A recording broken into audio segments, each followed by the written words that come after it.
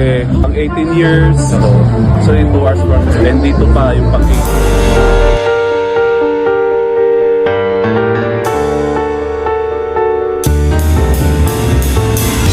Hindi nga lubos maisip ng ama ni Bimbi na si James Yap na ang kanyang anak na si Bimbi ay magkakaasawa at magkakaanak na, hindi dahil ayaw ni James Yap na magkapamilya ang kanyang anak subalit para sa kanya ay sobrang aga pa di umano at kailangan hindi dapat ito madaliin ang lahat dahil para kay James Yap ay baka napipilitan lang si Bimbi na magkaasawa dahil na din siguro sa kanyang ina na si Chris na baka napipilitan lamang ito para lang may mapatunayan sa lahat. Hindi naman talaga totoo si James sa pag-aasawa nito ngunit kung para lang may mapatunayan sa publiko dahil na rin sa kanyang ina na si Chris ay huwag na lang. Gusto lang naman sana ni James Yap na maging malaya si Bimbi kung ano man ang tatahakin landas at pipiliing daan ng kanyang anak na si Bimbi upang sa gayon ay mapabuti ito sa hinaharap.